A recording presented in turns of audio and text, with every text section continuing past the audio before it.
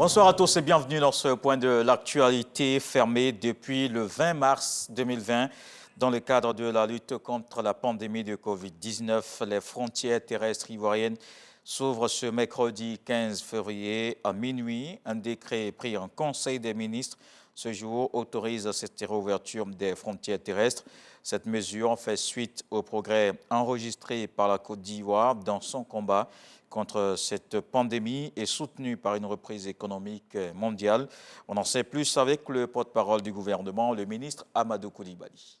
Au titre du ministère d'État, ministère de la Défense, en liaison avec le ministère de l'Intérieur, de la Sécurité et le ministère du Budget et du Portefeuille de l'État, le Conseil a adopté un décret portant ouverture des frontières terrestres de la Côte d'Ivoire. Vous vous souvenez que dans le cadre de la lutte contre la propagation de la maladie à coronavirus, le gouvernement a décidé le 20 mars 2020 de la fermeture des frontières terrestres, maritimes et aériennes de la Côte d'Ivoire à tout trafic de personnes, et ce, à compter du 22 mars 2020. Aujourd'hui, au regard donc de l'évolution favorable de la situation sanitaire mondiale et de la reprise de l'activité économique, les frontières aériennes et maritimes ont été ouvertes. Dans cette même dynamique, le décret donc adopté ce jour fixe l'ouverture des frontières terrestres pour compter du mercredi 15 février 2023 à minuit. Cette décision de réouverture des frontières terrestres intervient surtout après donc, la maîtrise des voies secondaires de passage clandestin par nos forces donc, de sécurité et permet ainsi une redirection des voyageurs vers les passages officiels de traversée afin de pouvoir assurer un meilleur contrôle du flux migratoire.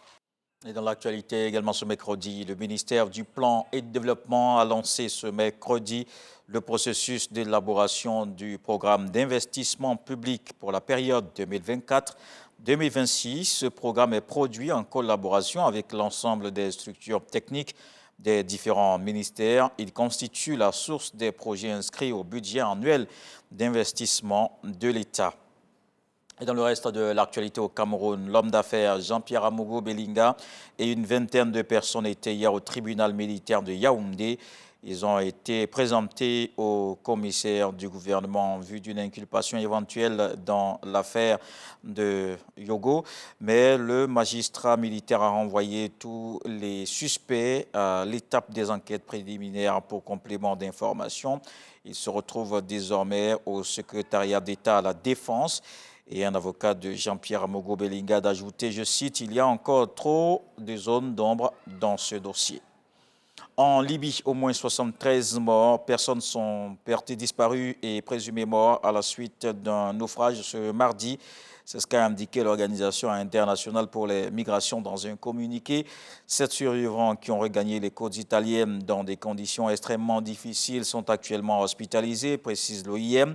Jusqu'à présent, 11 corps avaient été repêchés par le Croissant Rouge libyen et la police locale. Le navire qui a coulé transportait environ 80 personnes au total et était en route pour l'Europe. Cette dernière tragédie porte le nombre de morts en Méditerranée centrale à plus de 130 depuis le début de 2023, selon le recensement fait par l'OIM. Et on termine en Écosse. La première ministre a démissionné. Elle restera en poste jusqu'à ce que le Parti national écossais désigne un nouveau leader. La dirigeante de 52 ans, qui était restée longtemps très populaire, portait le combat pour un nouveau référendum d'indépendance, une démission après 8 ans passés au pouvoir, portant un coup à la cause indépendantiste dans la nation britannique. Nicola Sturgeon a été fragilisé par une loi récente facilitant la transition de genre, permise dès 16 ans et sans avis médical. Londres avait indiqué alors s'y opposer et juste après le vote, un scandale est venu apporter de l'eau au moulin de ses détracteurs. Une femme transgenre condamnée pour avoir violé des femmes dans une prison pour femmes, créant de vives réactions. On se retrouve à 20 h pour la grande édition. Entre-temps, à suivre tout de suite les infos régionales.